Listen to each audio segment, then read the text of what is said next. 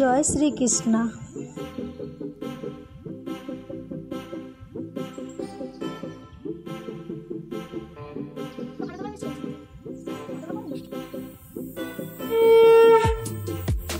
জয় শ্রীকৃষ্ণ। আজকে শুভ জন্মাষ্টমী, তোমরা তো সবাই জানো। আর শুভ জন্মাষ্টমীর শুভেচ্ছা সবার জন্য। আর তোমরাও আমাকে কমেন্ট করে কিন্তু শুভ জন্মাষ্টমীর শুভেচ্ছা অবশ্যই জানিও। আর এখন বাজে 11টার সময় আমি আমার ব্লগ স্টার্ট করলাম। তোমরা দেখতেই পাচ্ছ বন্ধুরা, আমি ঠাকুরের বাসন মাজছি। ঠাকুরের বাসন মাজা হয়ে গেলে তুলে নেব কটা ফুল, তারপরে গোপালজিকে ভোগ দিয়ে দেব। তোমরা তো সবাই জানো জন্মাষ্টমীর অনেক নিয়ম হয়, আর সেই নিয়মগুলো আমি কিন্তু পালন করতে পারি না। হয়তো সবাই করতে পারে কিন্তু আমি পারি না। আমি তো শুধু গোপালজিকে ভোগ দিই আর গোপালজিকে ভালো করে স্নান মেনান করিয়ে নতুন পোশাক পরাই, বাস এইটুকুই পারি করতে। আর দেখো বন্ধুরা, আজকে না একটু ফুলের দরকার ছিল, অথচ ফুলই নেই বাড়িতে। এই 2-4টে গোলাপ, একটা জবা ফুল ফুটেছে। আর এখানে আশেপাশে কোনো ফুলও বিক্রি হয় না যে ফুল কিনে নিয়ে আসবো। তো দেখো এদিকে কটা সন্ধে তারা ফুটেছিল আগের দিনের ফুল, তাই তুলে নিচ্ছি। আর আমি চলে এলাম এখানে তুলসী পাতা নিতে। তুলসী পাতা গাছের কাছে একটা সরস্বতী ফুল গাছ আছে, 2-4টে সাদা ফুল ফুটেছে, তাই আমি তুলে নিচ্ছি। আর তোমরা দেখো বন্ধুরা, এই দিকে কেমন জঙ্গল হয়ে গেছে। আর দেখো এই ধারে চলে এলাম কটা দুব্বো নিতে। ঘরে লক্ষ্মী আছে, গণেশ আছে, তো দুব্বো দরকার, তাই দুব্বো নিয়ে নিচ্ছি। আর ফুল, তুলসী পাতা, দুব্বো সব তোলা হয়ে গেছে। এবার আমি সোজা চলে যাব ঠাকুরের কাছে। তো চলে এলাম, গোপালজিকে স্নান করাচ্ছি। দুধ, দই, ঘি, মধু আর চিনি সব কিছু মিশিয়ে নিয়েছি। নিয়ে গোপালজিকে ভালো করে পরিষ্কার করে স্নান করিয়ে দিচ্ছি। শ্রীকৃষ্ণ গোবিন্দ হরে মুরালি, হে নাথ নারায়ণ वासुदेवा, पिता माता स्वामी सखा हमारी, पिता माता स्वामी सखा हमारी, हे नाथ नारायण वासुदेवा। আর দেখো বন্ধুরা, তোমাদের দাদা কত সুন্দর ড্রেস নিয়ে এসেছে। সাথে মুকুট আছে, বাঁশি আছে, গলার হার আছে, চুড়ি আছে, কানের আছে, সব কিছু আছে। তো গোপালের স্নান হয়ে গেছে, আমি এই ড্রেসটা এখন পরিয়ে দেব। আর আজকে আমাদের গোপু একদম নতুন সাজে সাজবে, নতুন ড্রেস পরবে, নতুন চুড়ি পরবে, সব কিছু নতুন।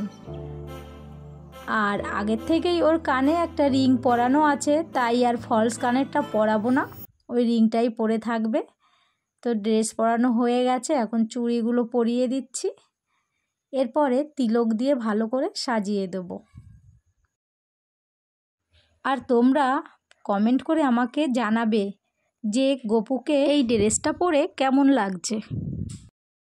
এবার গোপুকে তিলক দিয়ে সাজিয়ে দিচ্ছি। আর সাজানো হয়ে গেলে গোপুকে সিংহাসনে বসিয়ে দেব। তো দেখো বন্ধুরা, সাজানো গোছানো একদম কমপ্লিট। আর গোপু বসে গেছে সিংহাসনে, হাতে বাঁশি নিয়ে। এবার গোপুকে উপরে তুলে দেব।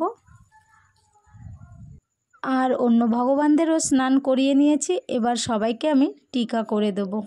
এই জন্মাষ্টমীর অনুষ্ঠান দেখার জন্য আমরা সবাই ছোটোবেলায় রাত জেগে বসে থাকতাম, বান্ধবীদের সঙ্গে খুব মজা করতাম। এখন সেই দিনগুলোর কথা মনে পড়ে যায়। আর এখানে এই ধরনের অনুষ্ঠান পালন করা হয় না, গোপালজিকে শুধু ভোগই দেওয়া হয়। সব ভগবানকে টিকা করে নিয়েছি। এবার আমি সব ভগবানকে ফুল চড়াবো। অন্যদিন না গাছে 4-5টা করে জবা ফুল ফোটে, আর আজকে একটাই ফুটেছে, তাই হনুমানজিকে চড়িয়ে দিলাম। আর দুব্বো চড়িয়ে দিলাম গণেশজিকে আর লক্ষ্মীজিকে। আর একটা তুলসী পাতা দিয়ে দিলাম গোপালজিকে।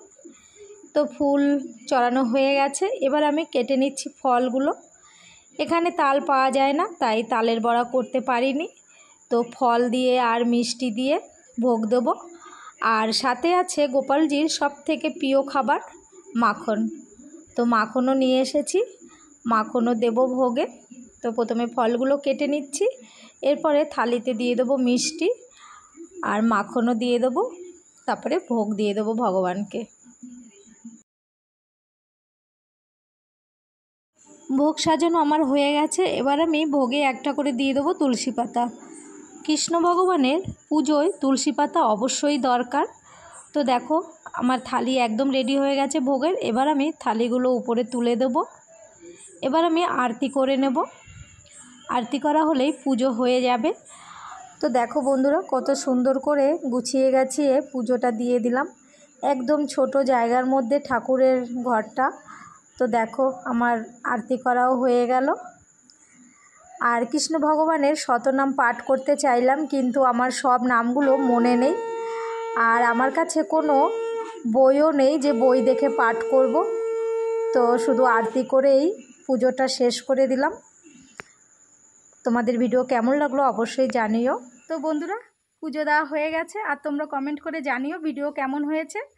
তো আজকের ভিডিও এই পর্যন্ত। ভিডিও যদি ভালো লেগে থাকে একটা লাইক করে দিও। চ্যানেলে যারা নতুন চ্যানেলটি সাবস্ক্রাইব করে আমার পাশে থেকো। পাশে থাকা বেল আইকন বাটন প্রেস করে দিও, তাহলে আমার নতুন নতুন ভিডিওর আপডেটগুলো তোমাদের কাছে খুব শীঘ্রই পৌঁছে যাবে। আর দেখো আমার ধ্রুবের 4 দিন ধরে জ্বর।